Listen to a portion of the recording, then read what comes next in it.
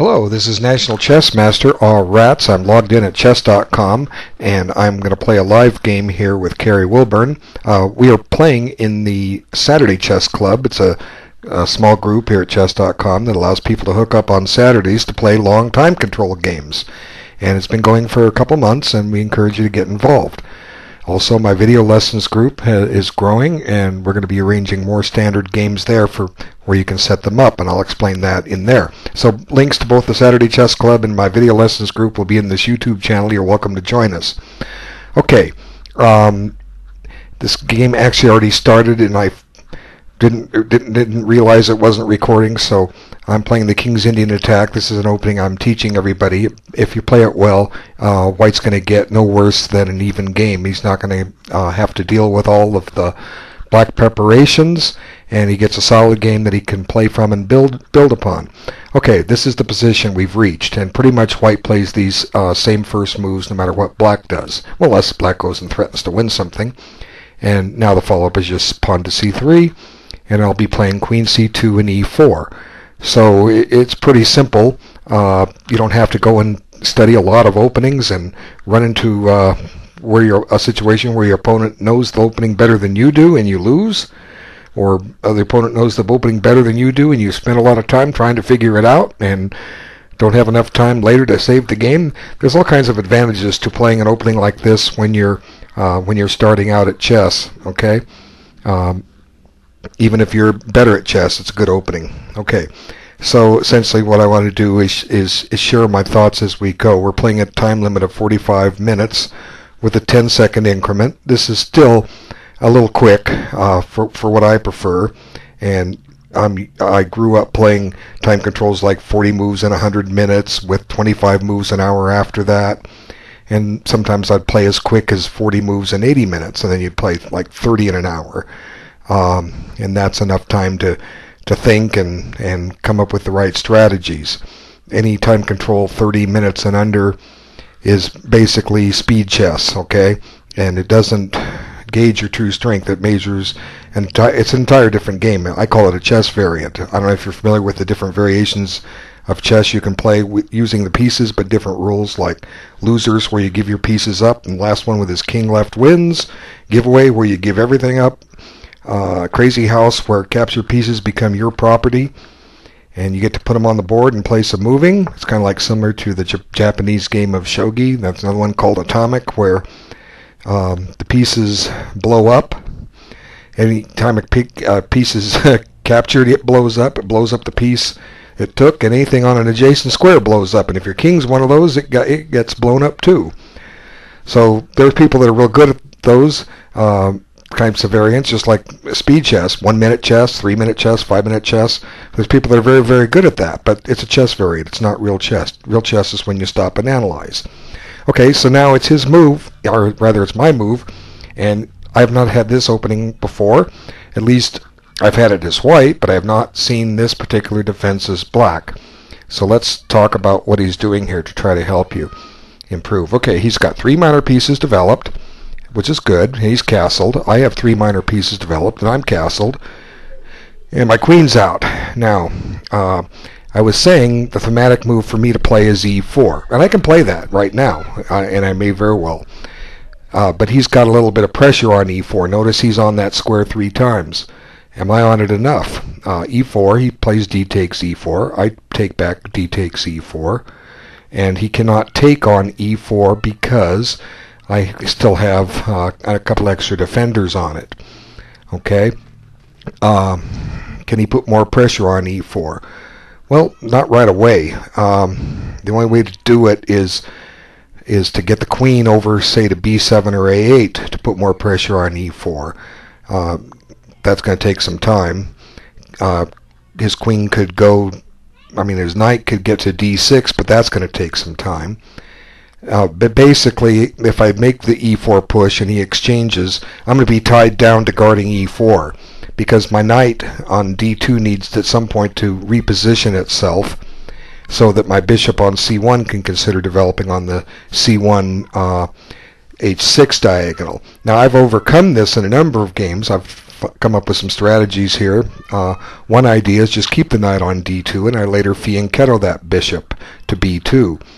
And the idea behind that is it allows my rook on a1 to get into the game, and then I may even very well bring the bishop on b2 back to c1. And there, even though it's undeveloping it, it's actually going to be redeveloped, and I will have completed my development. Okay, so the indicated move for me to play is e4, and a line might go e takes, d takes, d takes e4, d takes e4. Then black plays knight, will develop for black, knight bd7, and then I may play b3. He might put his queen on c7. I'll play bishop b2, and he could play rook ad8 just as a sample move, and I'll play rook ad1, and we're both continuing our development, and the game's about even. And I'm happy with an even game here. I'm not. I'm trying to teach an opening. I'm not out to win a game of chess, so to speak. I want to teach the principles behind this game. So e4 is the move, and if I blunder, don't be surprised if I blunder. I often overlook one movers, but let's see how black handles this. Now, I do not really, under any circumstances, wish to push e5. I want to keep the tension here in the center. One of my students played e5 against a 2400 player over the board, and followed with d4, and he basically had his center smashed to bits. C takes d4, and then f6, f takes e5, and the black pieces sprang to life in a hurry. And he was saying that his idea was to get his space, stake out his territory. And I said, well, you have your territory right here. Okay, you don't need to go any farther with it. This is where you go. You go with this setup with the pawn structure. In some cases, white will play a4 with the idea to anchor a knight in on c4, but I'm not getting a knight to c4, at least right now. And then one drawback with pushing a4 is it does weaken the b3 square a little bit. That may or may not be important.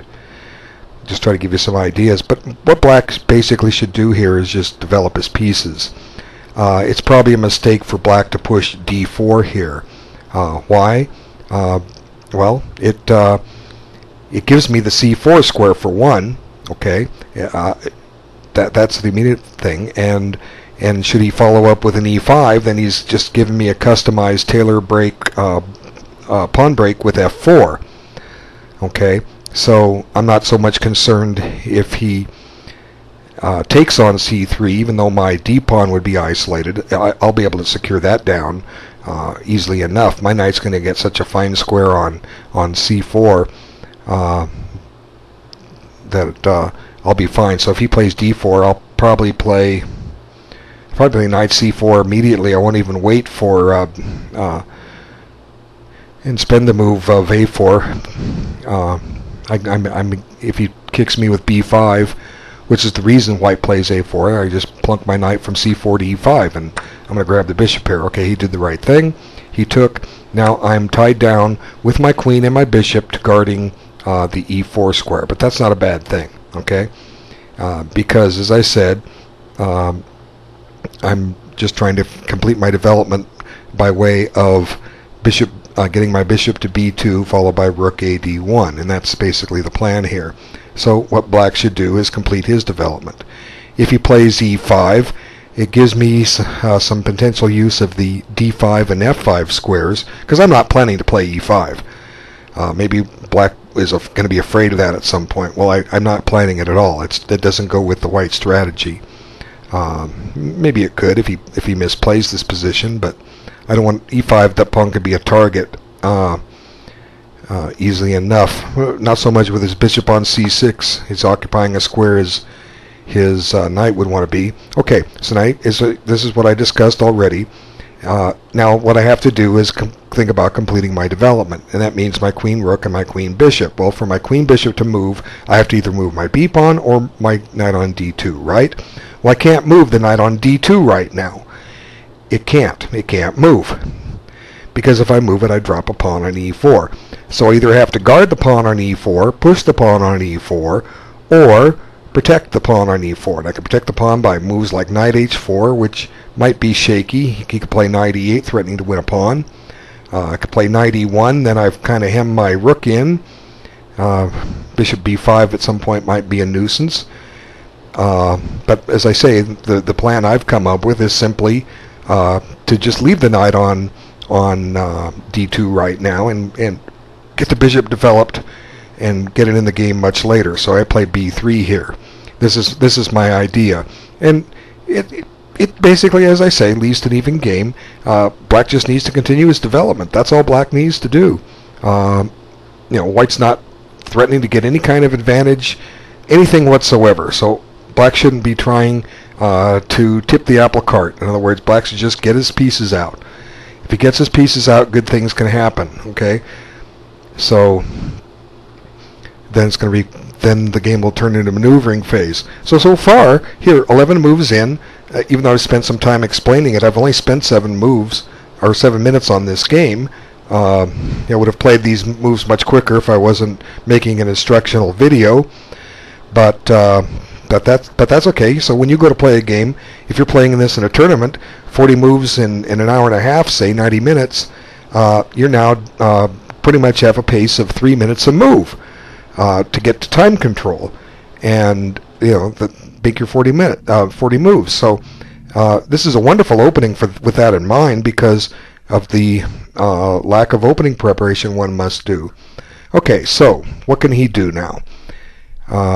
Like I say, his goal is to complete his development. He needs to develop his queen as I have and get his queen rook into play. One way to get the queen rook into play is to play a5. I'm not saying it's a good move, but the idea is that he will then push a4. It makes some exchanges on b3, and then the rook on a8 is developed, right? And if he wants to trade it off, he could do that. There's just strategies. Or put the rook on c8 now, or perk his queen on c7, and then decide where to develop the queen rook 2. But anyway, Black has one extra minor piece developed as opposed to White, so theoretically Black's up in development now. If he develops his queen, he's actually got a slight lead in development. But as I say, the game is even. No one's picked up any kind of an advantage here at all. The game is basically dead even. And as I say, the purpose of this thing is not to get an advantage, is just to play an opening that you get your pieces developed and then develop a strategy from. Okay, so as I said, my strategy has already been given. I'll save some time on the clock and play bishop b2 and then talk during his time. Okay, so here we go. Both sides are castled. Both sides have developed.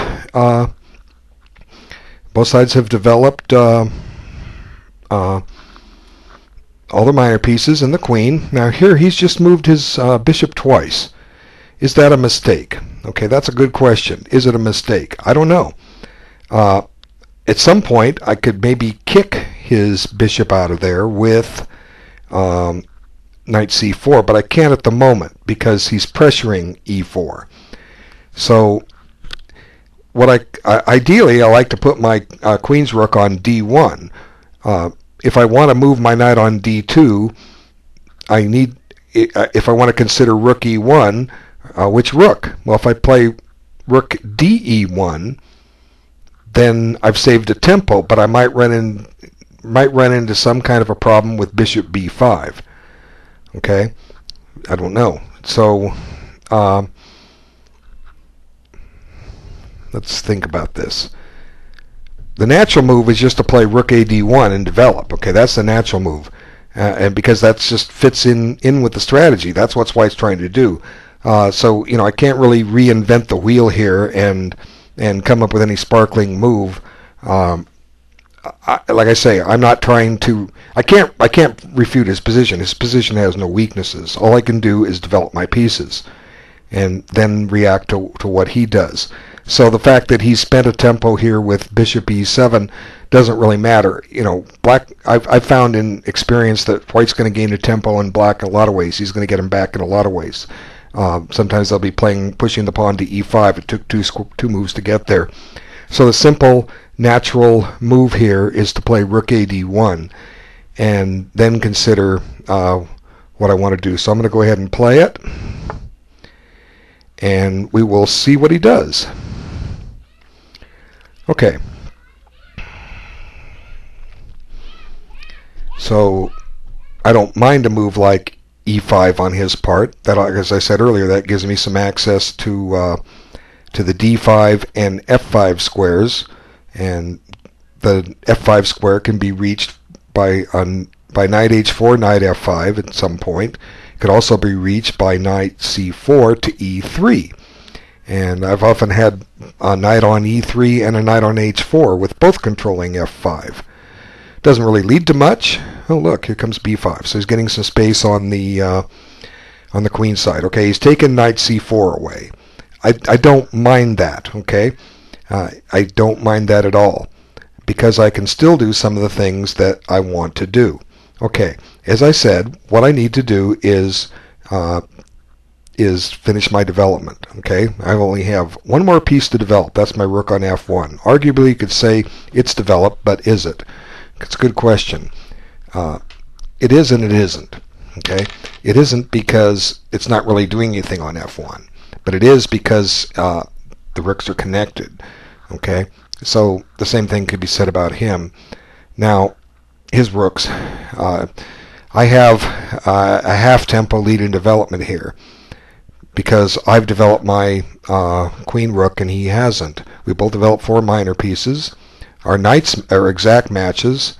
Our kings are exact matches. One of our rooks is an exact match. But this isn't enough to give white anything. Now it's time to start coming up with a strategy.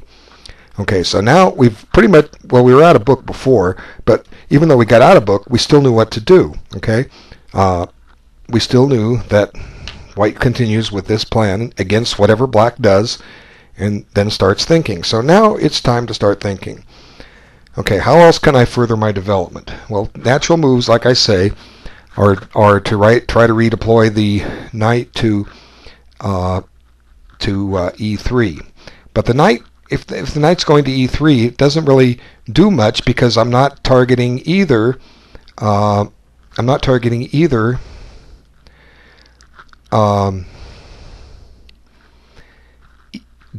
or f5. Now, one thing I can do is I can try to give up the d4 square here. For instance, I could play c4, and here's the idea. Let me give you the idea behind c4. It's a move I rarely play. I don't want to play it right yet. I have to prepare for it. But the basic idea is that it lets my knight recapture on c4. Okay, so that's something down the line. If I put my knight in h4, I do free my knight on d2, but where's it going? It only has really f3 open. So if I'm going to play knight h4 is a future move, I'm going to need to play rook e1. So I'm going to play rook e1 in this position simply because it gives me some flexibility. And we wait developments. Okay, so now white has developed both rooks to the center. Black hasn't. If the center opens up, then this is an argument why the white rooks are developed and the blacks aren't. Okay, simply because they're ready to go into the game. Okay, so now I have freed my knight on d2. It may go to f1, but it doesn't really have a future on f1 until the knight on f3 goes to h4, because I have to keep an eye on e4. Another idea behind a c4 push I didn't mention is I'm getting ready maybe to push e5 and try and induce him into playing e5 before I play c4. See, the point is, if I play c4, he gets d4 and I don't get d5. Another way you say that is with English descriptive notations. He gets my queen 5 square, I don't get his, and vice versa. If he pushes e5 before I push c4, the reverse is true. So there's some advantages of not pushing c4 and waiting to see who does it first, and can either side exploit the fact that they're doing it in that order. And you guys are wondering, well, how does a master think? This is exactly how I think. I just look at the position and decide one is better than the other. I may be wrong about some of my evaluations and my candidate moves, but here I decided rook e1 was superior to knight h4 and c4, simply by the methods I explained. And I'm preserving the option of where to move those minor pieces. But one of the reasons it all fit into place is I develop my pieces. As I always say, develop your pieces first, and then good things happen. You know, sometimes you got to develop your minor pieces a second time to find the best squares for your rook. Well, my minor pieces don't really have a lot of great squares here. And I've mentioned bringing the bishop back to c1 at some point and getting in the game. Well, I'm in no hurry to do that yet. Okay, it's in the game just fine. Maybe it's going to support a possible e5 push, which I would love to do if it wins a piece. It's not in this position. He's crawling all over it. But we'll see. We'll see what happens. It's now his move, and he's got to react. Probably the best move is the developing move. A5 is a little ambitious on black's part, but it does see some space on the queen side. Rook a d8, rook a c8, followed by rook f d8. You know, how does black want his rooks? To oppose mine? You know, nothing wrong with that probably. Now the only weak square in my camp is f2, but he's hardly primed to take advantage of it. Knight g4 attacks it, but where's his second attacker coming from? Well, it's not there. He's going to have to open up the a7 g1 diagonal with a c4 push of his own, and I don't see that getting anywhere. I don't want to necessarily play h3 here. That just weakens g3. There's no need to keep the knight out of e5 if he wants to, you know, or no need to keep the knight out of g4 if he wants to spend a move doing it. That's fine with me. But anyway, the time shows we both have about 34 minutes left, and generally speaking, I'm not sure if I've ever mentioned this before, time controls, one of the reasons they use 40 moves, there's a good chance a game's going to be over by 40 moves. If it's not over, it's either going to be decisive or it's going into an ending and needs to be decided there. Hey, he played knight g4. Okay, well that's fine. I'm not trying to kick him out. I don't need to waste time. I need to redeploy my pieces. If he wants to go to e4 or e5, he's more than welcome to. But anyway, what I was saying about the 40 moves thing, 40 good chance the game's over, decisive, or it's going down to an ending. And so what I was going to say is we both have 26 moves to make in just over 33 minutes. If this was a 40 and 90 game, for instance, we've only elapsed 12 minutes each, approximately, so we would have 78 minutes left to make 26 moves, which is nearly, well, it's 3 minutes a move, which is an ideal time. Okay, let's analyze this game. He's going to go to e5. If I just kick his knight with h3, I've weakened g3. He could sack a piece for 2 pawns. No, he can't sack. He's just going to lose everything. But he would just play knight e5 and knight from g to e5. Now I could take it and then kick another. Let's just look at it and get it out of the way. I want to reject it at first, but you reject things by analysis, not by what your instincts go. Okay, h3, knight g e5. I take, and he takes back with his knight. That's the most logical thing to take back with. Now, if I want, I have an f4 push. Okay, where does he put his knight? He can put it on d7. And then if I want, I can play e5. This doesn't look bad. e5, where's his bishop go? His bishop's under attack. So his bishop goes to e7. Now, if I want to trade bishops, I can. But I don't really want to trade bishops, so I'll probably play knight e4. Knight e4. Now I've got a great knight. It gives him some outposts. He's got an outpost on c4 or d5 and f5, but is not going to get a knight to f5 very easily here. He could get a knight to d5 by way of b6. I don't mind if he trades the bishops here, because the board will open up a little bit for my bishops so I can work on something. Okay, so let's see. H3 might not be a bad move. See, sometimes you get stingy and you want to say, well, he's going to go to E5 anyway. Let's find a move and let him go there. Well, maybe I don't really have a move. Maybe I just need to force him there. Okay. In other words, so let's look at another candidate move here. The other candidate move, we were talking about moves like knight H4 and knight F1. The idea of knight F1 is to redeploy the knight to E3. But now if I put the knight on E3, he's going to trade. Now he's basically going to trade. So, and I don't really want to trade pieces. I want to keep him on the board at least in this position. So let's see.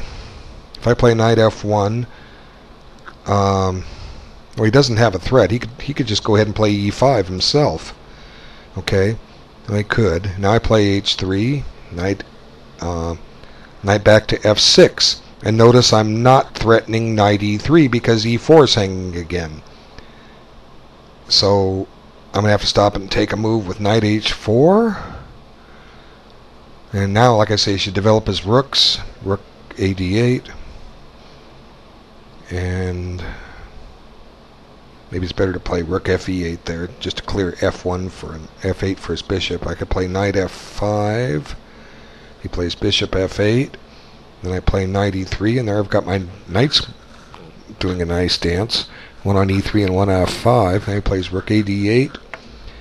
And I've had similar positions to this before, and the games are pretty much about even. I'm thinking H3 is the better move. Okay, let's see what else I have. And we go back and we make sure we don't overlook something silly. Sometimes we get so wrapped what we want to do, we forget what our opponent can do. So a lot of ways to do it. What can your opponent do? Does he have an immediate win? One movers. Can he take something? Can he attack something? Can he check you? What can he do? Can he, threaten a back rank mate? Anything? What can your opponent do? We often want them to do what we want to do, and then they see what we want them to do, and they go, you're clever. Better not fall into that. So anyway, they find something better. Okay, so if I play H3, he needs to go. He can go back to F6, but then what he's basically said is, I'll tell you what. After we move 14, I'll give you two moves in this position if one of them is H3. Well, I can live with that. I think anyone can. And then my next move will be something like knight H4. Okay, or knight H4. Now I'm getting ready for C4. So he's probably going to go back to E5. But I don't know if he gets anything from this.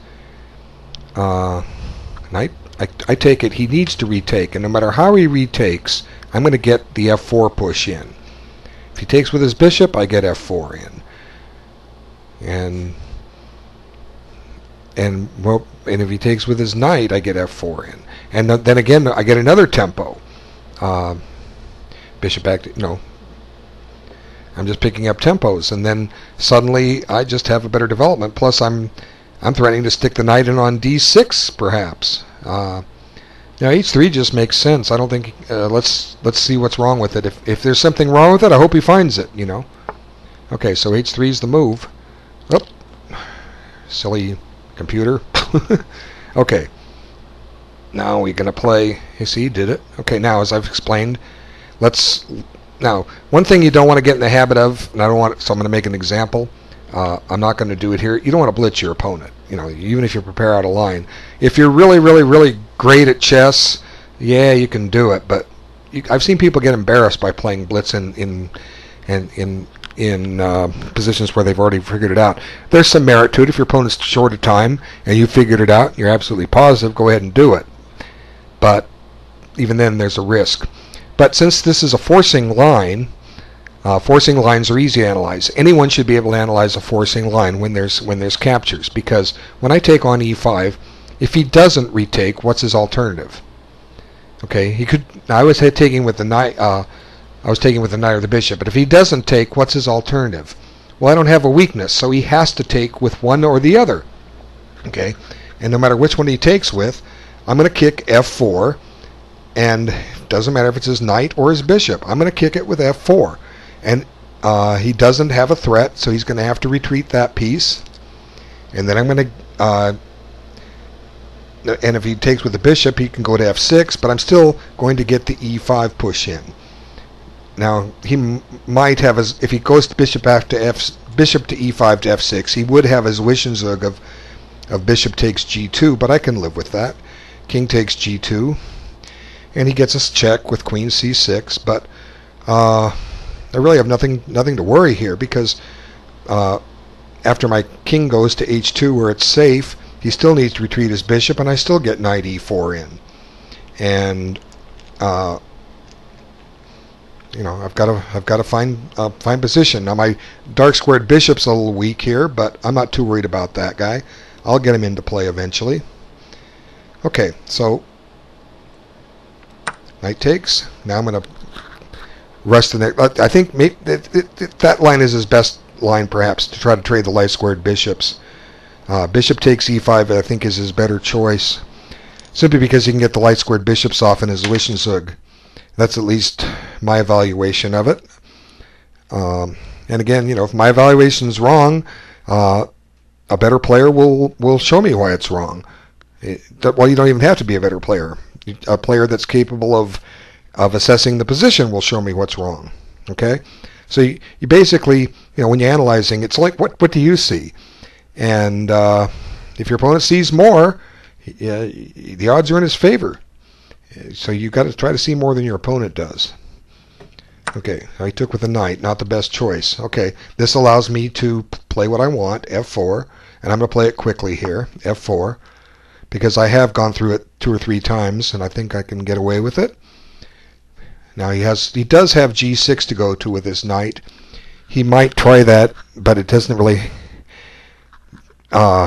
He can get to f5 that way, by way of e7 and f5, but I also have a g4 push coming in at some point that can keep him out. But anyway, we'll see how it unfolds here. Okay, he did play to g6. Okay, so now I don't have to play e5. I don't. Nothing's making me play e5 now. I may not want to trade the light squared bishops. Okay. So if I play e5, let's consider this. e5, bishop, I think bishop take, no, he can't play bishop takes g2 because well, yeah, he can. Bishop takes g2. If I play d takes e6, he comes up with queen c6. And he's guarding his bishop on g2. Now I have knight e4, and I've got this terrific passed pawn, but my king's a little loose. I'm attacking his bishop.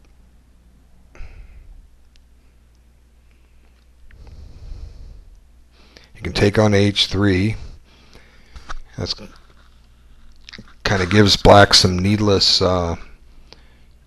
potential compensation. Interesting. Okay, so knight g6. e5 might not be right, at least to grab his bishop on d6. Let's see, because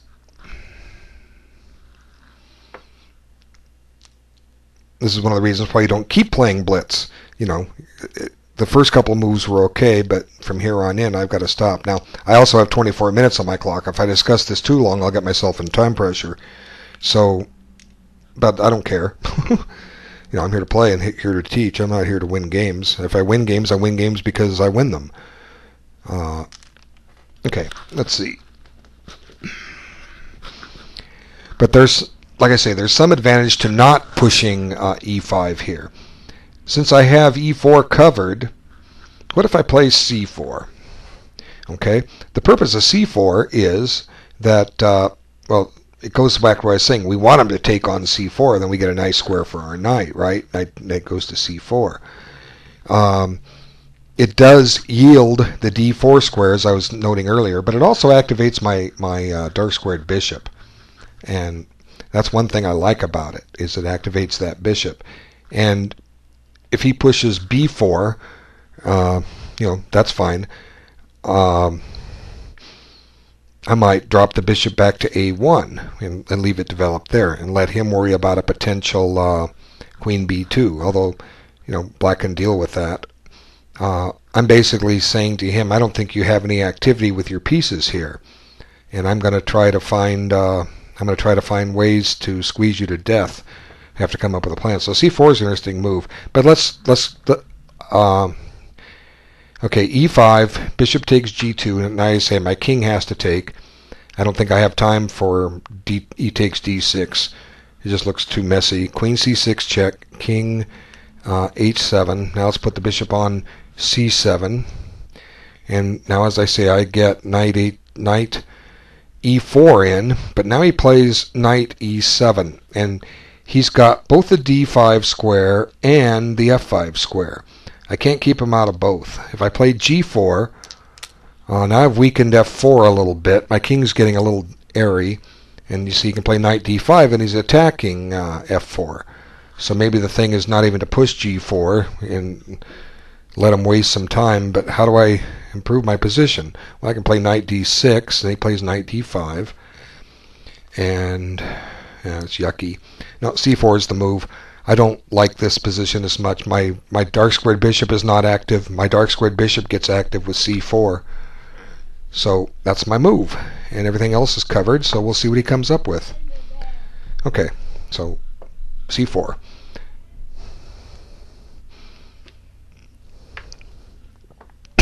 Excuse me. Okay, got it.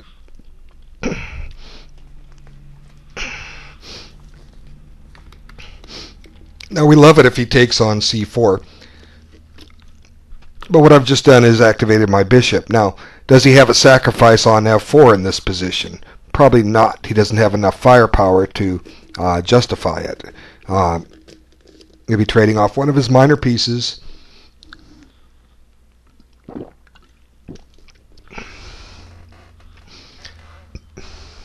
But here, like I say, I've activated my dark squared bishop, so I'm happy about having that in the game. Anyway, but objectively, the game is still very close to being even. I just have, as I was saying, for what it's worth, I have a couple of rooks developed, and he doesn't. That's what I have, and I've kept open the option of shoving e5. Also, maybe black will play e5. I didn't really get into discussing that. If he plays e5, then I can shoot by with f5. He doesn't get a lot of those squares that he might want, although he could play the knight to e7, then later maneuver to d4. But then I get the d5 square. So, for instance,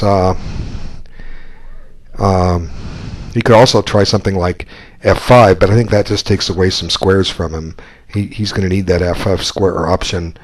But anyway, f5 is an interesting move by him. I didn't discuss it. I was thinking of it, and I kind of dismissed it. I said I'm not too worried about it, because if anything, I don't even have to take or push. I can just let it sit, and it's hard to see how he's justified in making that move, because if he trades, he has a backward pawn on the open file. So I don't even have to do anything on that, or I could take his pawn and be tempoing his knight.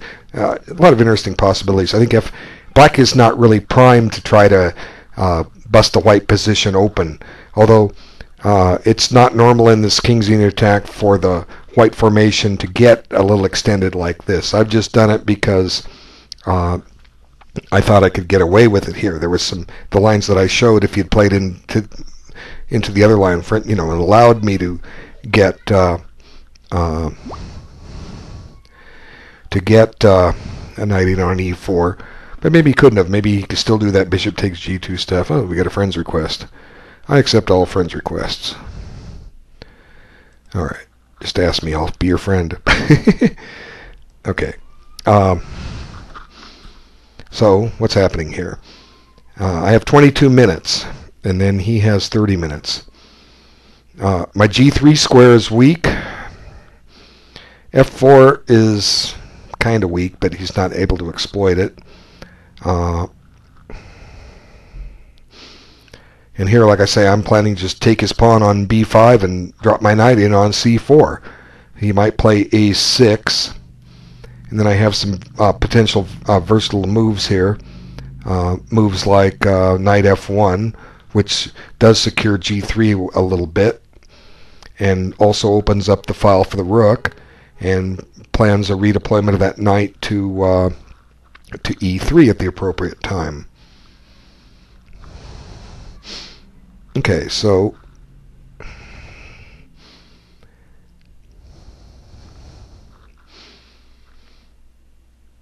it takes some work. Knight g4 I don't think was his most accurate move, but it's taking some work to prove why it wasn't. Because again, this opening doesn't give White a whole lot, but it gives you a solid game. Oh, good, he played b4. Now the position, and I'm happy about that because now the position's locked up. Okay, I didn't even discuss that. The only break is his, pretty much. It's with a5 to a4 and then take on a3. Well, that takes a long time to do, and I've got plenty of moves to make in the meantime. Okay, that I can unfold. So let's consider the candidate move e5 again and see if it's any different. Okay, bishop takes g2. Well, one drawback with e5 though is I've shut my bishop in. I don't like that. Okay, it's probably a mistake for me to take on d6 because he gets queen c6 in, and even though I can play knight e4, he takes on h3. So candidate moves. One interesting candidate move is king h2, but then that stops bishop h3 if we somehow get into this line, which I doubt. But he also has the escape bishop f3. Well, that's hardly an escape. Where's it go from there?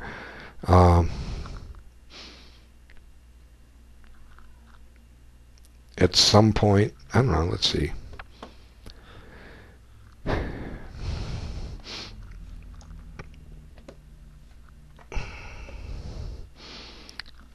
Okay, so, I've got the activated bishop. Sometimes you have to trade one advantage to try to get another one. So e5 takes away the advantage of the long diagonal to try to do something else. Then, like I say, what future does that bishop have? Well, it's got a c5 target.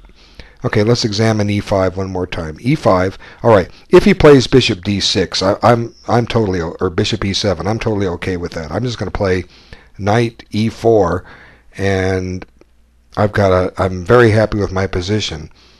Rook fd8, and I can't play knight d6 yet. I could. I don't know. I don't want to push e5. I just don't. Okay, so maybe this is the kind of position where I just play subtle waiting moves and try and induce a weakness for my opponent. Okay, what if I play bishop a1 here? Okay, bishop a1's a candidate move and knight f1's a candidate move. The idea behind knight f1 is I could consider doubling rooks, plus if he decides to get e5 in, I'll push f5 and my knight will go to e3 and it's ready to hop into d5. Bishop a1. Well, bishop a1. If he develops his rook, say rook a d8, well, he doesn't have to do that. He can also play a5. When I play queen b2, he has to deal with the mate threat, right? He has to. And one candidate move to deal with it is to play f6. So there, I've created a weakness on e6. Aha.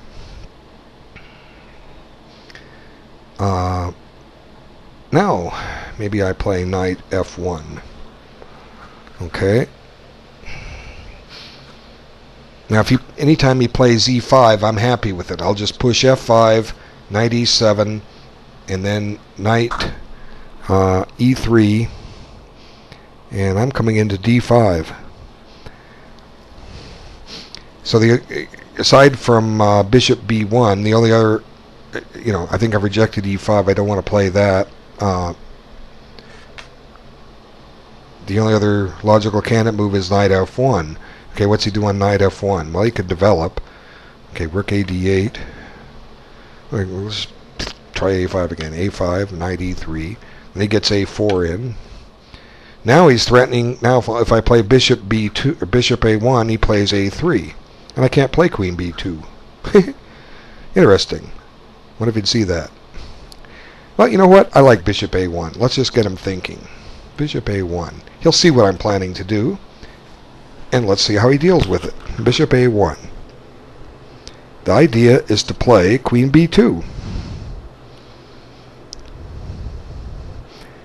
Since maybe there'll still be a way for me to get my knight into e4 without trading the light squared bishops, although I sure don't want to play e5. I don't. But my knight on e3 is not doing me a lot unless he plays e5 in.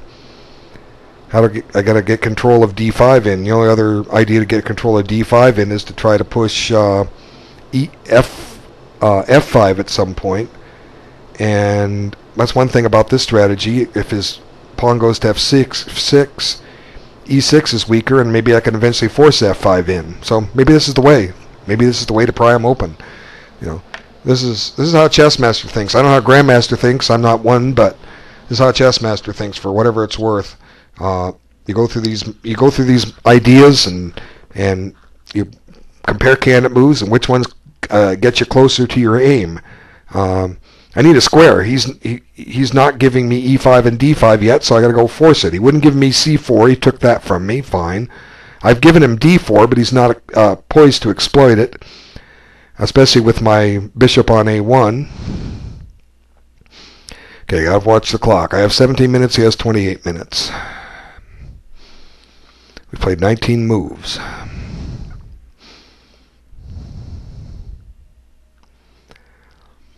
So I naturally expect him to see the threat of queen b2. Of course, he's going to see that. What I'm trying to do is create some kind of a weakness in his position. Now, what's weak in my position? G3. What's weak in his position? C5. Neither one can be exploited at all. So I'm trying anything I can. Trying to get something exposed here. Okay, so he's got a time advantage. And it's interesting, I've never tried this bishop a1 maneuver before in this opening. It's the first time I've seen it. And it's rare that you see stuff like this. How often does a bishop go in the corner? But here it went with the idea of inducing some kind of a weakness in the black position. And since I had found this opportunity to open up that diagonal and keep it open, I came up with a plan. It's rare that this happens. Okay. So white's only advantage is a slightly bit more space, but the kingside pawns are a little exposed. The two rooks are developed. Game's still even. I mean, I could probably. I don't think I'd lose with either side here against a player about my strength. But you never know. Like they said, after the opening and before the end game, which we've solved, we know what endings win and what openings get you advantages. The gods have placed the middle game, and that's where we're at. We're in the middle game, and I'm trying to figure it out, and he's trying to figure it out. So here we are.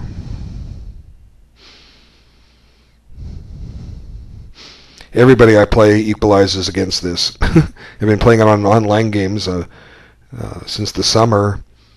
Everybody gets an equal game. Well, a couple of people have butchered it, but I reached an ending which our late middle game, which is close to being a theoretical draw if we get to an ending, and maybe they even have a draw in the ending. A lot of them I'm sure did, but the mistakes come. The higher you are, the fewer mistakes you make. The lower you are, the more mistakes you make. And the average rating I've beaten in online chess is like just barely over 1,700. I mean, they're decent players, and I've played some higher than that, of course. But you can't make a mistake against a master in an online game. You see, an online game is much better. Okay, good. He played what I wanted. Okay, now he no longer is going to get the d5 or f5 square, right? Those things are gone. Now my bishop on b1 or a1 is shut in, but it's attacking a target, and it can always come into play later because now I'm going to open up the c1 h6 diagonal. Okay, so my move is f5. Now it's funny. My light squared bishop shut in now but that's used to it. This happens in this opening. Okay, so now I'll play knight e7. Now I play knight e3. Okay, now he wants to get a knight to d4, but he can't do it yet. Okay, so let's see. Bishop b7, knight e3, knight c6. Now I go in first with tempo. My knight is anchored in on d5. It's attacking his queen. Can he play knight d4? No, I just play. If anything, I can just play rook takes d4. I mean, bishop takes d4 probably works, but the idea of rook takes d4 is that if he now plays bishop takes d5, I play rook takes d5, and I want a piece. Okay, so f5 is my move. I don't want to. We'll keep the diagonal closed now. I don't want him to occupy the e5 square. So f5. And then I'm going to follow up with knight f1. Now I just got to make sure there's no trick with a sack on f5. There isn't. Okay, so now knight f1. Okay, all according to plan. Look at this. Most of my army is on the first rank. I have two pieces on the second rank, a queen on c2 and a bishop on g2. But I have pure positional aims in mind here that with a plan. And the plan now is I'm going to occupy d5. And if he keeps his knight where it's at and trades, I'm going to have a protected pass pawn on d5. He may get a protected pass pawn on e5, or if I take with the e pawn. Okay, well, let me illustrate. Okay, play rook after d8. Okay, if I, for instance, my move now is going to be knight e3. If he plays f6 and I play knight d5, if he takes, say, with the bishop, if I take with the e pawn, he has a protected pass pawn on e5. But if I take with the pawn, I've opened up a new diagonal for my bishop, and he doesn't have a bishop. And he doesn't have a protected pass pawn. He has a backward pawn on c5. So knight e3. Okay, knight e3. Now his bishop on d6 has no move. He didn't try to get a knight to d5. And I'm not going to do my best not to let him get a knight to d5. In the line I illustrated just a bit ago, he got one there, but it didn't get there quick enough. See, I'm getting knight d5 in, and then I've got a powerful outpost for that knight. Remember how it was back on d2 and it couldn't move? And it couldn't move because it was tied down to guarding e4, and then it went back. Now it just remaneuvered to the first rank. And they're just talking about having pieces back on the first rank. All my pieces are on the first. Most of my pieces are on the first rank. Now it's on the third, and it's ready to go into the fifth. And let's see what happens. So, if anything, White's got a little greater boardroom here. Okay, that's what White has got, a little better boardroom, greater boardroom to maneuver with. E5, my bishop on a1, it's got a target. Yeah, it's defended, of course, but it's got a target. And the bishop can come back into play. in a number of ways later. We'll see how the pawn structure unfolds. You can get, like I say, can get back into play bishop b2 to c1 and then find the appropriate diagonal to go to from its new superhighway. Okay, so now he commits to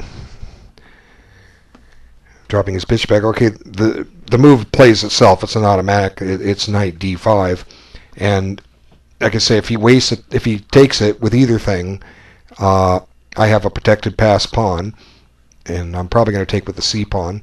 Not only have a protected pass pawn, I'm getting some more space, and if he just moves his queen, well, I've got a dominating knight, and I'll figure out what to do next. Okay, so this part's easy. You don't even have to see all that far ahead.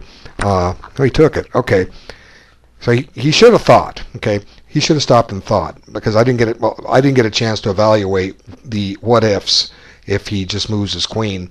So if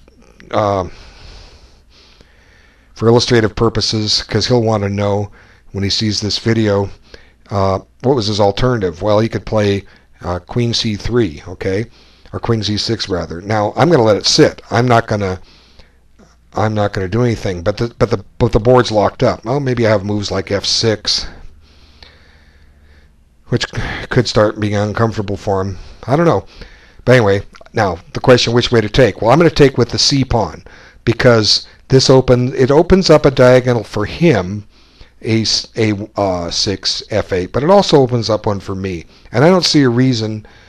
Well, I could take with the e pawn. There's something to be said about it. You know, it's kind of a happy choice. Which way do I want to take? If I take with the e pawn, I have a protected pass pawn, but he does too with f6, and we now I've got to remaneuver. He's got two horrible bishops pointing at nothing. I've got two horrible bishops pointing at nothing.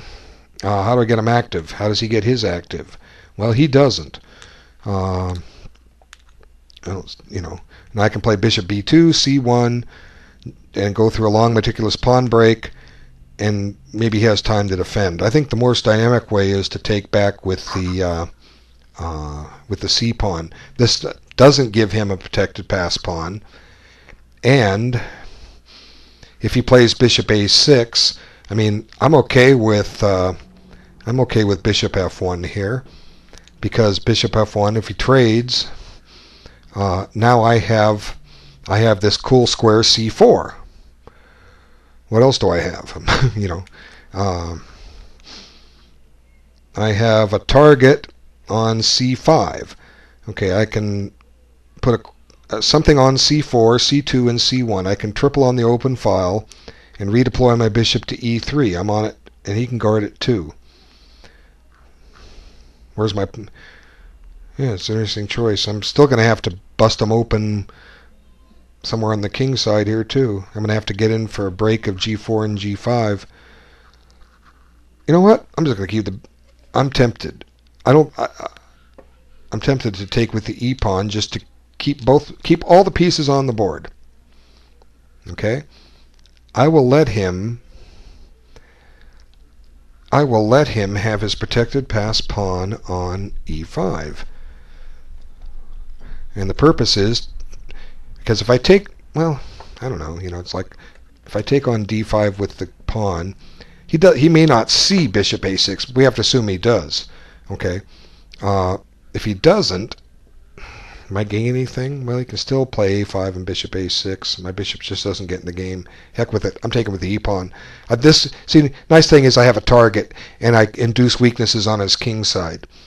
And I keep both his bishops bottled up. Now, I have a protected pass pawn. He can have one too, which is fine.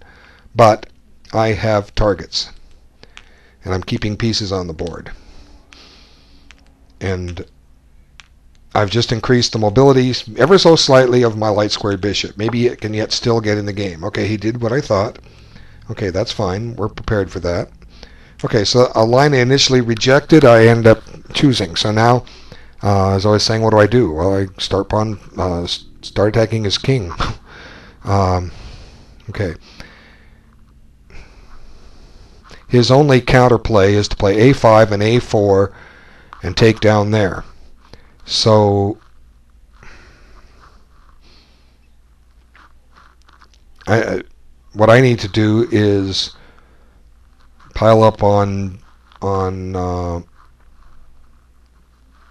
have to prepare G5. So what do I want in conjunction with that? Okay, what do I want in conjunction with playing G5? Well, I have to make sure F5 doesn't hang, but that's a long way off. I'm not rushing to play it yet. See, Rook E4 has the idea of transferring a rook to H4 to create another weakness.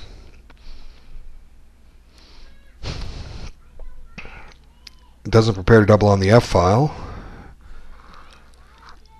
but it also blocks. It blocks his pawn in. I'm just going to block his pawn in.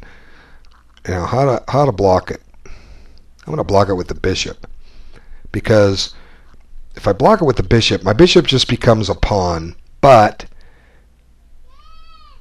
then I can figure out what to do with the rooks. This just batten down the hatches on F5. I'm pretty sure it's the right move. You know, Rook E4 is nice, but Bishop E4, I make it a tall pawn. You know, just consider it a pawn. But look at his pawn on B7. Where's it going? Wow. Okay. This just overprotects F5, and now I start figuring out exactly how I want to do my rooks and get ready for my G4, G5 break. Okay. So, watch my time, 10 minutes. If I'm not careful, I'll just go lose this game on time and forget all about playing it. But Black's still in the game. You know, if you play this opening, you expect your opponent to be in the game, but it's an easy system to play. And I could have played a lot of these other different candidate moves that I've rejected. I could have played a lot of them, yes. And I don't think I'd be any worse off. Am I really that much better off here? I don't know. Am I? We'll find out. All I have is greater boardroom, and he just doesn't have any activity for his bishops. Mine don't either. But I'm trying to find something. So Bishop E4. You know, usually they say bishops are poor blockaders of passed pawns, and this kind of illustrates why. Yet at the same time, it's an anchor. It's a wonderful little anchor. It's just sitting there, stopping him from advancing his E5 pawn, sacking a pawn for counterplay, which I'm sure he'd want to do. How can he drive that bishop out of there? Well, the answer is he can't. Ooh, queen. Okay, so interesting. He's maybe trying to run his king for the queen side. Okay, how do we take advantage of that? Well, first idea is queen H5 or H2 with the threat of H5. Okay, queen H2. He could play rook H8, but you know we're not worried. We're not worried about that. Let him swing his rooks over to the king side. Let him. I'll just do the same with my king. And now I need to get. So what I need to do is get my bishop on A1 in the game. Okay. It's not in the game now. It needs to be in the game. It's crying to get in the game. So bishop B, I just slow play this. I don't have to develop my rooks yet. There's no hurry here. The pawn breaks I have are not going away. They're going to be there. So I'm just going to play bishop B2 and then figure out what to do with the rooks. You know, what's the rush? The game will reach its critical stage in the next 30 minutes. That's when we both run out of time and are playing off the increment. That's when anything can happen, right? But not until then. So all I'm doing here is getting my bishop back in play. I'll try to find a home for it. E3 looks like a good spot. It ties him down. It ties his queen and his bishop down, one or the other. And I can put my queen behind it and figure out what to do with my king.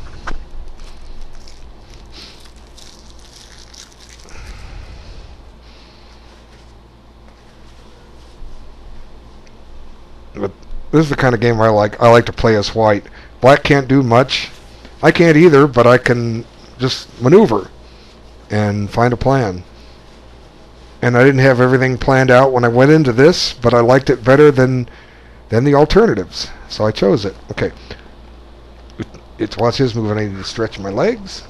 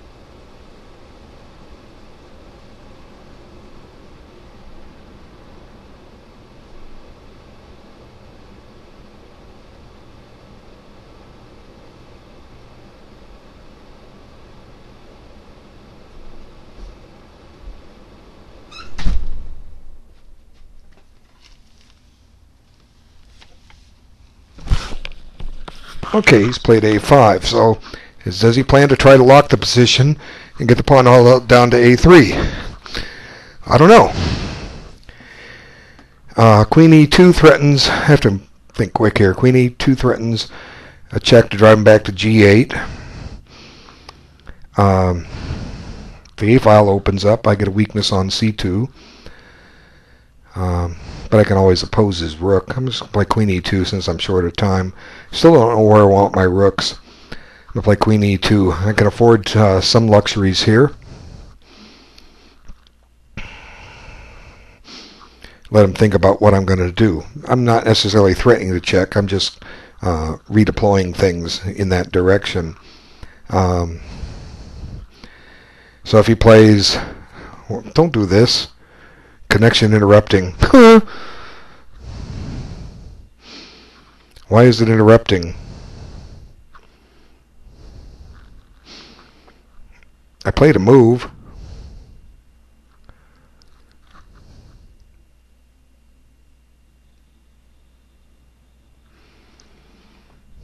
There we go. Now it's back. Okay, did it record my move? Yes, it did. Okay, he was successfully reconnected. Okay, queen e2, and his clock is running. All is well. I don't know what happened there. It says in the chat box, which you can't see, I've successfully reconnected. Okay, so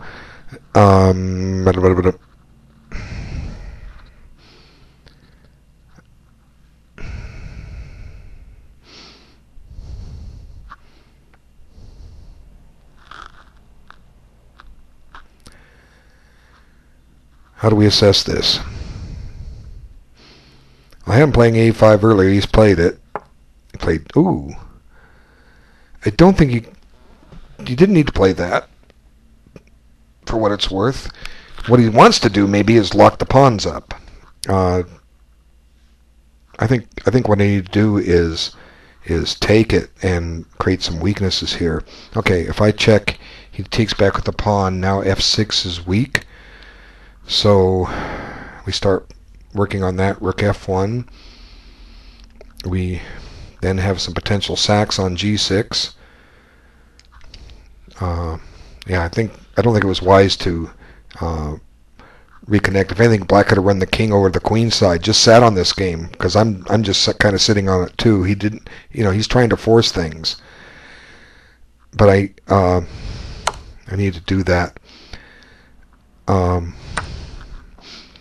Now, rook f1, if he plays f5, well, I don't know, does he play f5?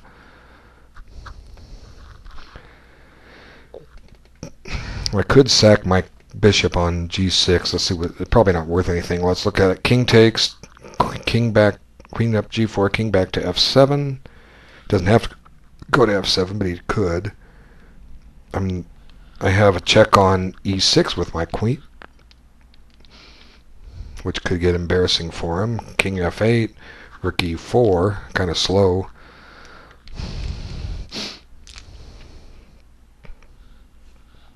I have 6 minutes left. I have to find something. See, it's one of the reasons I don't like to play this too quick of a time control. The game's now getting interesting, and so rook f1. If he tries f5, I have g4, f4. I can sack on f4 and activate my bishop on a1. He takes. Now I throw queen b2 at him, and that queen of mine is getting pretty powerful. You can play rook g8. You can't take away all the squares. Queen f6 check. King e8.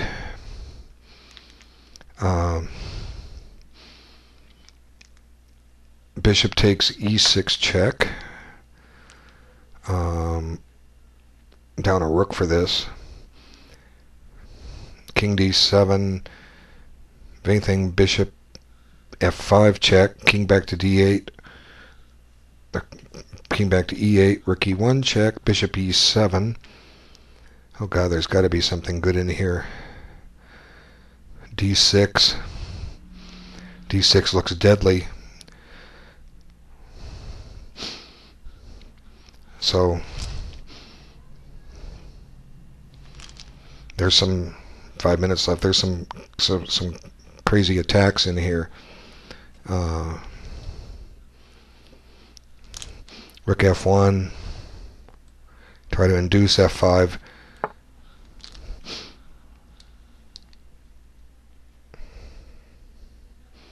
If I played Rook F1,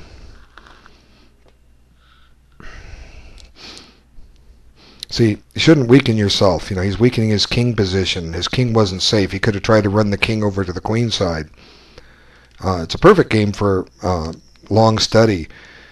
Try to find an alternative.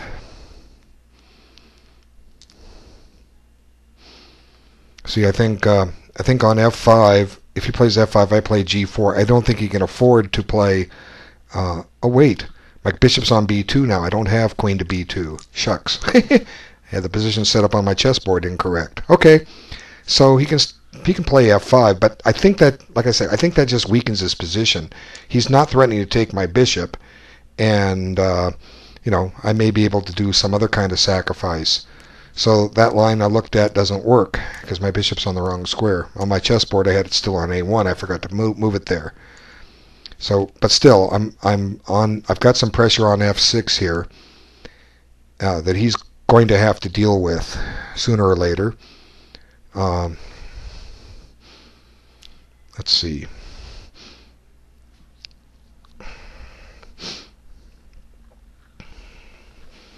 Maybe Rook F8 is his best move in this position, and then try to run the king. Rook F8. And again, I can always play G4 if I need to.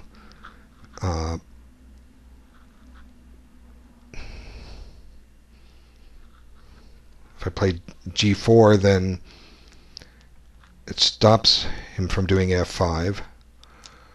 Like I say, slide the king to G7. Oh, he can't, because then G6 falls. So he's got a couple of weak pawns now, F6 and G6. Yeah, it's some interesting sacks if my bishop's on A1, but it's not on A1 anymore. I decided its future was over there, and it wasn't. See, I can't see everything. Had I played Rook FE1 instead of that in this position, I could have been playing some other move to further the attack along. But of course he might have played different too, so that's all conjecture. Black needs to find a defense for his loose king. Okay, he played Rook H1. Okay, I'm not worried about his attack on H3, because I think if I go attack F6, he's going to have to deal with that. So one way to do it is to play Queen F3, and if he takes on H3, I think he gets in trouble here. Where does he go? If he goes to G8, I can take on G6 with check. That can't be any good. He's probably going to lose his rook on H3. If he goes to E8, I take on G6 with the bishop, and then I've got to fork him. So Queen F3. It also, in some point when his bishop comes into E7, it might give me some tricks on with a D6 push. I have 4 minutes left. Can't lose on time. And then I can follow up if need be. If he finds a good move, good defensive move here, which I haven't calculated out yet. I have moves like King G2 to fall back on. King G2 gets the covers H3. So let's see. Queen F3. He can play G5, or F5, which is not a threat. He's not threatening the pawn on E4, and I can always sack. Bishop takes F5, pawn takes, queen takes check. Now his king has 4 legal moves. G8 is probably going to be trouble because, oh, maybe not. Let's see. King G8. If I play Queen G6 check, he has Queen G7. But then I have Queen E6 check. And when he plays king h2, I have rook f7. So queen f3 is the move. I have to move. I'd like to talk more, but I have to move. Okay, queen f3. And let's see what he comes up with. He's got 15 minutes to try to sort this out, and hopefully he takes some time so I can work on his time here. He blitzed. Okay. All right, that's fine. Okay.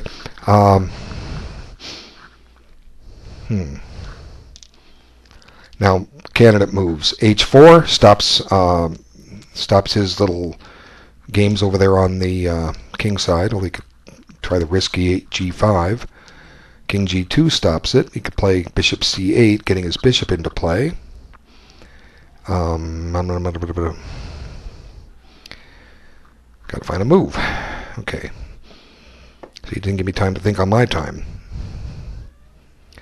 Okay, so let's see. King g2. King g2. I can also play g4 here. g4, then h3 is covered. It also takes away his ideas of maybe playing f5, and I don't want to expose my king any more than he needs to be. And if he plays g5, well, hey, I've got new diagonals. Okay, g4. I have to play it because I'm short on time. See, his bishops still aren't doing anything. I can afford a few luxuries here and there. Now, yeah, he could try to pile up on h4, but you know, I'm not worried. Or h3, rook h7 with the idea of rook d or h8. Well, then I could stop and play king g2, and if I have to swing a rook over to h1 or consider giving up my queen for the two rooks, I mean, those are both alternatives. Tense game. This guy's a good player. You know, I mean, I'm criticizing something of his moves, but I haven't proved anything yet.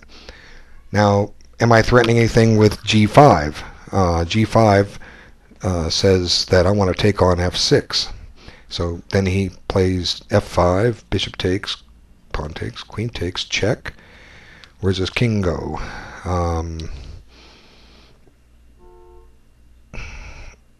If it goes to h8 or g8, we run into the problem of queen check on g6, queen g7, then queen e6 check, and he gives up his queen. So he has to go to e8. Then I have some interesting moves here. I've sacked a piece to do this. No, he doesn't do that. Okay. He played like I said. He's going to try to pressure me on h3. And I already said what I was going to do there. King g2, and then decide if I give up the queen for the two rooks or not. Okay, so king g2. Another idea. Let's see. Do I have anything with bishop takes, g6, king takes, queen checks, king back to f8? I don't. Okay, king g. This is safe and sound. I'm stopping his f5 push cold. Okay, so king g2 is safe and sound. And I'm down to 1 minute and 56 seconds. Fortunately, I get 10 seconds added on my clock every move. But what's unfortunate is I don't have a whole lot of time to talk, because I've already been talking and using up my time. Okay, so now I'll just batten down the hatches on this square, and I think it's safety first. I can still transfer my other rook over to f1. See, I have a lot of freedom here. And now maybe what's gonna happen is we're both going to run our kings, but f6 is still a weakness for him. He can't quite run his king yet because he's going to drop g6, and I'll be able to swing the other rook over to f1 in a moment, and I'll do that now. Now, question, is he threatening bishop takes g4? No, because I've got h1 covered. Okay, so I have to move quick. Okay, so now, one thing about my bishop on b2, I'm going to bring it over to the king side and chase his rooks out of there. Try to find a new home for that bishop here in a minute or two. Now that I've got everything covered, he can't play f5. He's going to drop wood. He can't move his king yet. He could play g5, but then that pawn is pinned. I mean, if I can play bishop c1, I'm threatening to take it. And then maybe I could afford to exchange light squared bishops, just simply because my queen can come into play on the white squares, you know. Anyway, we'll see how this goes. I want to trade. If I want to trade bishops, I want to trade light squared bishops because my bishop on the dark squares will be a much better bishop in the ending. Okay, so where are we at here? He's got to find a move. That's where we're at. He has to find a move. Okay. As I noted earlier, what are his bishops doing? Well, they aren't doing anything. And what were mine doing? Well, mine have been doing something. Okay, now he played king g7, so he's not going to be running his king that way. So I think the idea now is to get my bishop into play. Bishop with bishop c1. He's still not threatening f5. Well, my king could get a little airy here, but bishop c1 takes away some squares they might want to attack me with. So now's the time for bishop c1, and then I consider putting it on d2 or e3 with the idea of chasing his rook out of there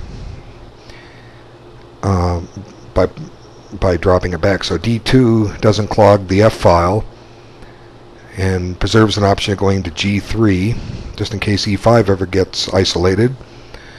So d2 is probably the better square, although e3 keeps an eye on c5.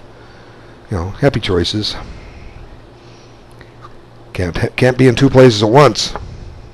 Ooh, he played it. Okay, so now I've got a few things that I want.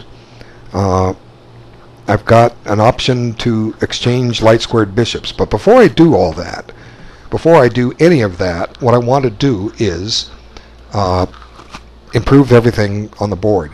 So there's no rush. He doesn't have a really good move here. So I'll just go ahead and play bishop d3, d2 here. Gotta watch my clock. And then chase his rook out. And then play the bishop to f5. Okay, so bishop d2. And watch my clock here. Bishop d2. Yeah, I could have gone to e3, but I'm keeping the f-file clear. Okay, so now let's just chase his rook out. Okay, now the rook backs up, then I'm going to play, do I want to play bishop e5, or f5? Yes, I do, because now it's time to trade something. Then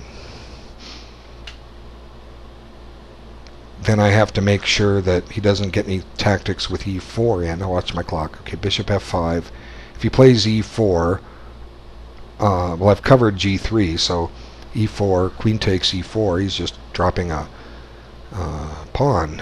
He's activated his bishop, but his bishop doesn't have much. I'm threatening to trade queens. Okay, so bishop f5. Now it's time to do it. Okay, watch my clock.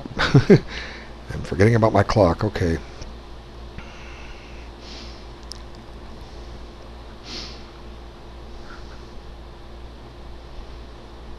Of course, if he pushes his e pawn after the exchange of all this, it becomes a target. All he does get his bishop activated. Just don't have time to figure everything out here. So he could play bishop takes f5, queen takes f5, and then e4. But then, like I say, that pawn on e4 is a target. I'm gonna come up with something like bishop g3 and go about trying to win that pawn, or maybe just even bishop f2 is safe. And yeah, bishop f2. They'll follow by rook e1 and rook. Anyway, I'll figure it out. I might have to trade dark square bishops too. His bishop could get into f4. e4 is an interesting try for him, but black shouldn't have to be in a position where he should have to sacrifice a pawn to try to complicate. Black should be trying, but then again, if black doesn't, then white just suffocates him. Okay, so My next move will be most likely bishop g3. Although it could be something else. I don't know.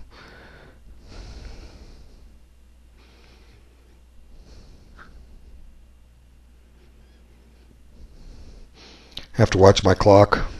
45 seconds. Of course, his clock's going now too. Okay, what's happening here? Frustrating game. Well, I mean, not frustrating game, but just frustrating with the time. That's what's frustrating me. I don't have time to figure this all out. So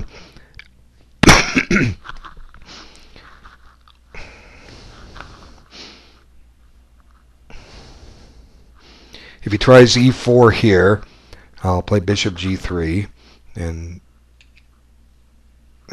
we could trade a couple things, but he's going to lose that pawn on e3, I'm pretty sure.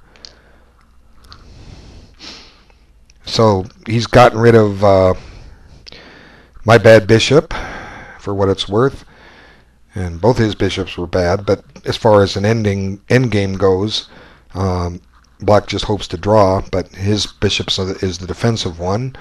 Is this position a draw with bishops? Just bishops? It might be. I don't have two weaknesses.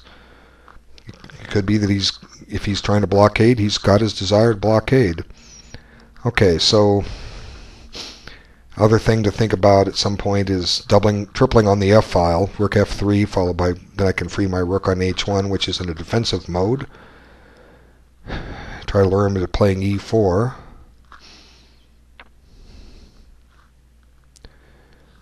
Okay, so what do we do here? Of course, another interesting line I can maybe think of at some point is play queen e6. If he trades queens, the d file opens up, although I'm not ready to get on the d file. But it could be a decisive penetration coming up here. So e4, I could play queen e6. Somebody else wants to be a friend. Okay, you were my Mr. Dzola83. You are now my friend. You always were. We just didn't know each other until now. Okay, so 45 seconds. Shoot. Got to play with an increment. I took 10 seconds. I had an option to do 15, but 10's fine. I'm just going to have to play quick. I just can't say everything I'd like to say now. But it doesn't matter if it was a 45-second increment. I still would have used my time up. I'm a time user. And you need to be too. Okay, so welcome to the Saturday Chess Club. If I win this, I win it like I win a lot of my games, by the narrowest of margins. Just get some little tiny advantage and nurse it. And what White has is white square control. Look, at every piece of mine except for one is on a white square. Every piece of his is on a dark square. Oh, there goes my connection again. Nope, it's back. Okay, don't take this game from me. I don't care if I lose on time. I mean, if that happens, it's just that this game is so entertaining. You know, we don't know what's going to happen. There it goes again. Stop. Don't do that. Okay. 2 times, and once earlier, at least once earlier. Okay, so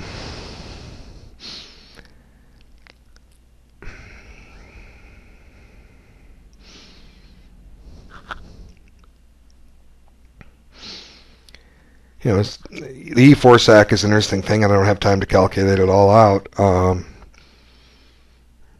It's worth a try, but I'm tempted to just play queen e6 in response. Okay, see, e4, queen e6.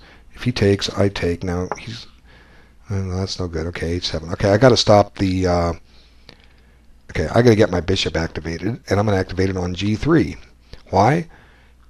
Just to keep him guessing about the e4 push. Okay, bishop g3. Okay, not exactly where I wanted it, but you know, I'd like it on to be pressuring c5, but this is fine. Now I've got h3 covered, so my f rook is free. But my f rook is also tying him down to f6 a little bit. He can't move his queen out of there too easily. I have 41 seconds. He's down to 6.5 minutes almost. Okay, so I'll keep the queen e6 thing. I don't want to do it just yet. I'm getting closer to doing it, but not yet. I have to get a rook on the d file first because he's going to trade and get on my e6 pawn quicker than I can create threats on the d file. Okay, so good. Okay, now he's just going back and forth. Okay, so I'm going to play rook d1. Mysterious rook move. Who said that? Dimzovich? Well, the idea is to be on the d file. If he repeats the position, I play queen e6, queen takes, and I'm on his bishop. And I'm getting ready to enter his position. If his bishop moves, my rook enters his position, either on d5 or on d7. If he guards it, then I play rook d5 and get ready to double. He brings a rook back, and I double. He drops his bishop back, and I trade rooks, and my king comes into f3. He goes to f6 or f8. I go to e4. He comes to e7, and my king gets to f5. Hooray! I've got an active king, and he's got some horrible pawns. Then I play h4, and I'm going to win the bishop pawn ending. Okay, so there's the idea. And there goes the... Come back here. Take this screen away from me. Lousy computer. Okay, where was I? Video is now an hour and a half long. If you're with us, I'm hoping you're having a good time. I'm having a good time playing this. Man, these guys are taking lessons from me. They're watching my videos and they're getting good. There's no fun anymore when I can't beat them, because I'm not winning this yet. I got winning chances here, but I'm not winning it yet. Making me squeeze out a win. Like I said, I want them all to get better than I. I want you all better than I. Every one of you. No exceptions. None. My thoughts are your thoughts. My knowledge is your knowledge. Learn. Okay. So my plan is to play queen e6 next. He's down to 4 minutes. And what if he just retreats his queen? What do I do then? Yeah, I don't know. I'll find something. Maybe set up a sacrifice. I don't know. Yeah.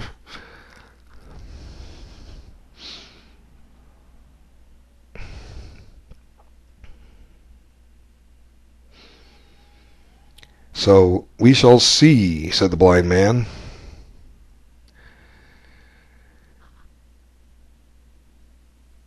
One drawback with this setup is that I don't have time to shuffle my king over to the queen side. That would gain a lot of time on the clock. Okay, so he went over there. Now I'm just going to play it. He repeated the position. I've already analyzed it. I don't have time to analyze it again. We're going to dare him to go into the line. Okay, what if he plays queen d8? That's what he should play. I've already analyzed the other things. Then what do I do? Well, then I don't know, put a rook back on f1.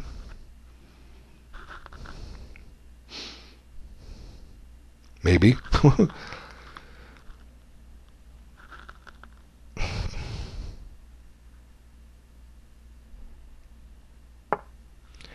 And we went there. Okay, so I was thinking queen d8 is a better move, but this takes a little pressure off h3, and I have 37 seconds to decide if I want to take his queen. Because if I don't take it, he's going to win a pawn. So queen takes, he takes with the rook.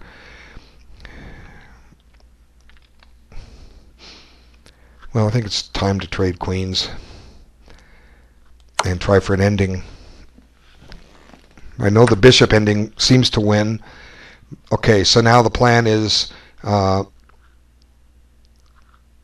get my king to e4. I have 16 seconds to figure this out. I I don't want him to push E. Oh, he can't push E4. So let's see.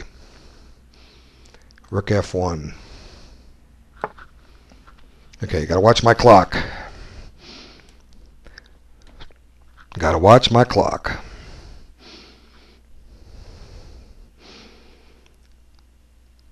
I have to do some subtle maneuvering here, and I didn't quite figure it out, and I haven't been able to explain it. The idea, well, he's not going to let me get my king to F5. Okay, that's fine. Okay, let's see.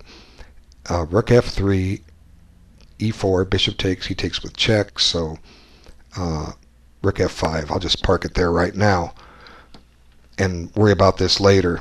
Okay.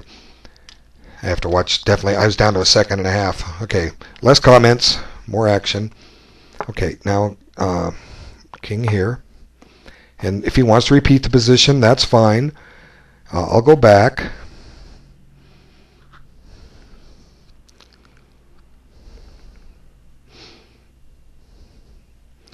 So if Rick, okay, fine, I'll go back. I gain a little precious few seconds. Okay, I basically have to make sure the E4 push doesn't give him unnecessary play. So to do that, my king's on the right square where it can't be checked. I need to move my rook to E3.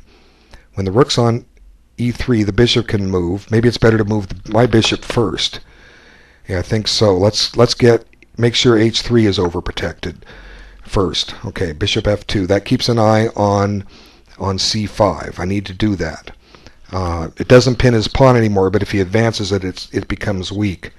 Okay, so he can't do anything on H3 yet. I need, as I say, I need to overprotect that square, and I'll follow it up with Rook F3 here. That covers H3 and frees my rook on H1, and it can go over to, it'll go somewhere. Okay, so another idea is to try to force H4 in. But right now I'm just kind of shuffling to get some time on the clock. Okay, let's put the bishop on E3 and keep him guessing. Okay, I've got to gain some time on the clock. That's what I'm doing first. Okay, you can't do anything at all on H3. You can't.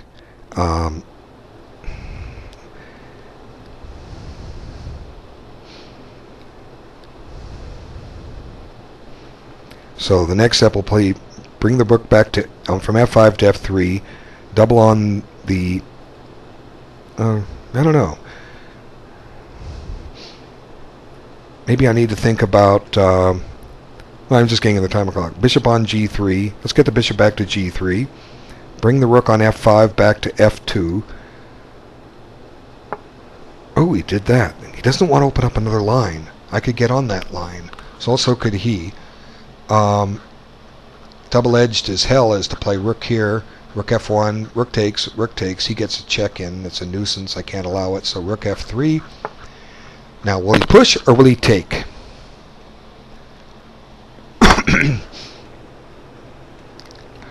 Here the rook on F3 serves a double purpose. It's going to keep an eye on H3 and B3. Okay, fine, that's fine. He still has some fundamental weaknesses, so bishop F2. Now I'm ready for H4, for what it's worth. Okay. H4. If he takes, I take with it, get a bishop out. Now is the time, because I don't have any time to think. I spent it all. Okay.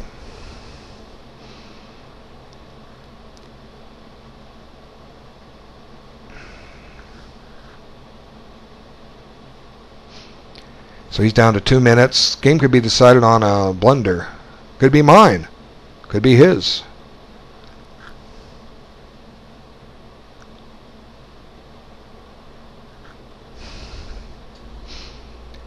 But I'm basically, trying to give him some weaknesses in his position. And I couldn't do everything I wanted. But now finally he's getting down to the mutual time pressure I'm under. Unfortunately, one of us is bound to blunder. We haven't yet. We both made strategic errors. I'll certainly say I could have made 10 of them in the last 15 or 15-20 moves. But here, my idea is to take on g5 and just give him a couple of isolated pawns that are targets. That's my idea. And I've covered b3, which is weak. Okay, so I got 29 seconds. Do I want to take it? He gets some counterplay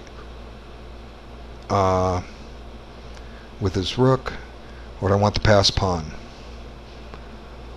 I have to make up my mind quickly. I'll take the pass pawn. I'll just take a pass pawn. How's that? Now, if he's not careful, I'm going to swing my rook to a1. But he is careful. But I'm going to deal with that. I have to watch my time.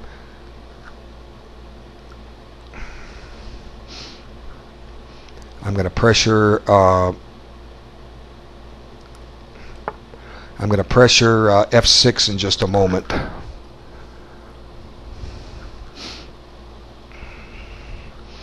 Here the idea is I'm baiting him down to a3. They call it baiting. I can bring the bishop back to c1 and kick him out.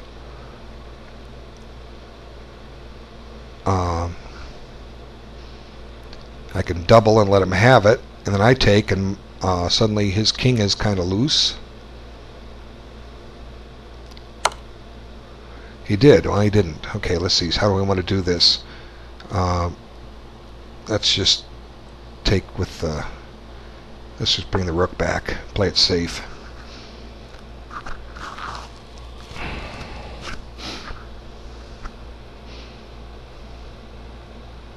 I have to watch my time.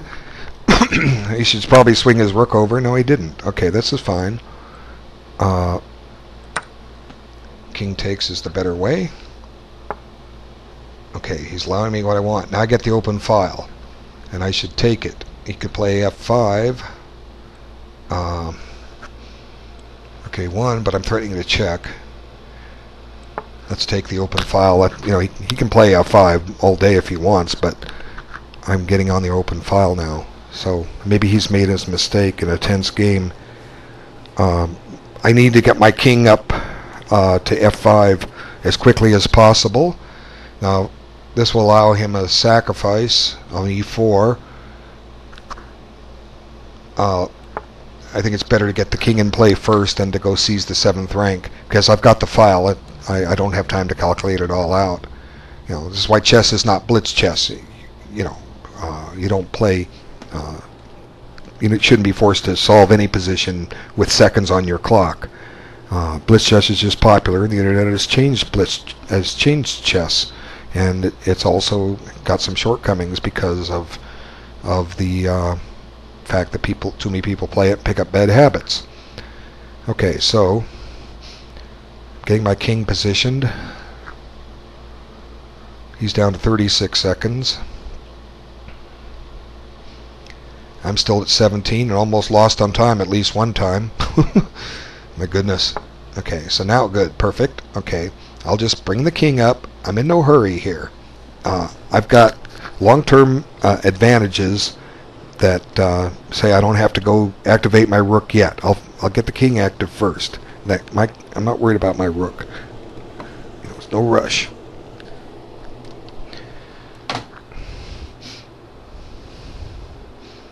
My h5 pawn could be a nice deflection.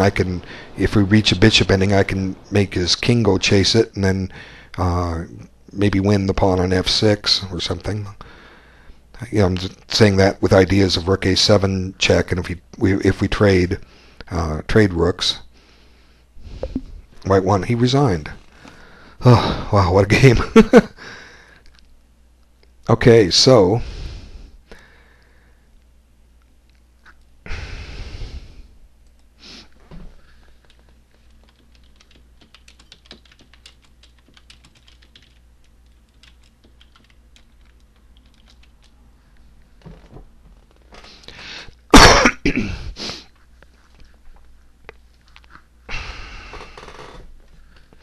time became a factor.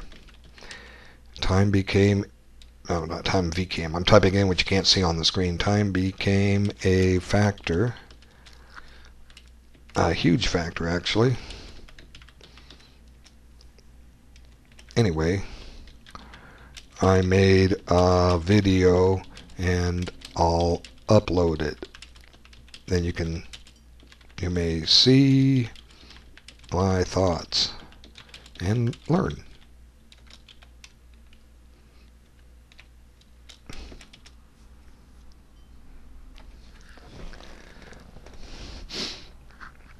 So let's just look at some possibilities here. Rook here, rook here, rook here. This is not forced. Takes, push. King there, push. King there, push. Takes, and that seems to do it.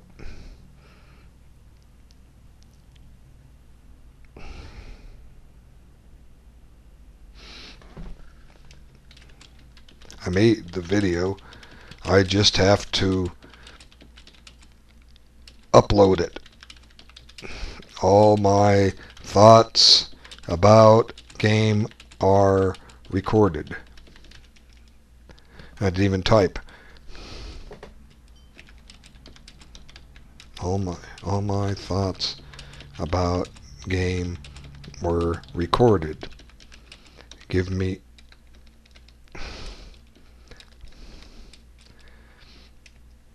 I'll post it soon where you will find it. Okay. Ugh, what a game. Alright, I want to thank everybody for looking. Carywilburn, you are underrated. There, underrated. Or improving. Which is true. Okay. Thanks everyone that looked at this game. Black may have had some resources because of time. Who knows? You know, I don't attempt to play a perfect game. I just try to teach. You guys can learn something from this. I'm grateful because I want you to all be better than I do. Anyway, thanks again for your time. Take care.